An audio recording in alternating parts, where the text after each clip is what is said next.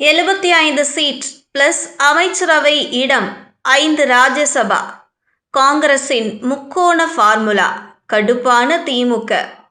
2026 சட்டமன்ற தேர்தலை முன்னிட்டு கூட்டணி தொடர்பாக திராவிட முன்னேற்றக் கழகத்திடம் காங்கிரஸ் கட்சி உறுதியான கோரிக்கைகளை முன்வைத்துள்ளது. கணிசமான பிரதிநிதித்துவம் கோரும் காங்கிரஸ் 3 விதமான ஃபார்முலாக்களை முன்மொழிந்துள்ளது. இதை கேட்டு திமுக தரப்பு அதிர்ச்சியடைந்துள்ளதாம்.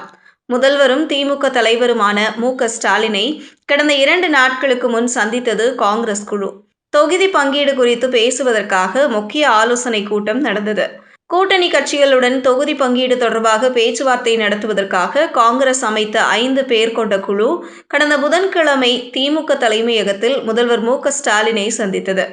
இதில் ஏஐசிசி பொறுப்பாளர் கிரிஷ் சோடங்கர், மூத்த தலைவர்கள் சூரஜ் ஹெக்டே, நிவேதித் ஆல்வா, தமிழ்நாடு காங்கிரஸ் தலைவர் கே. செல்வபெருந்தகை, சட்டமன்ற கட்சித் தலைவர் எஸ். ராஜேஷ்குமார் ஆகியோர் இடம்பெற்றுள்ளனர்.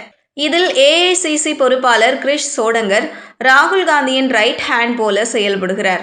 இவர் ராகுல் காந்திக்கு மிகவும் நெருக்கம். இவர் ஸ்டாலினை தனியாக சந்தித்துள்ளார். ஸ்டாலினுடன் தனி ஆலோசனை நடத்தியுள்ளார்.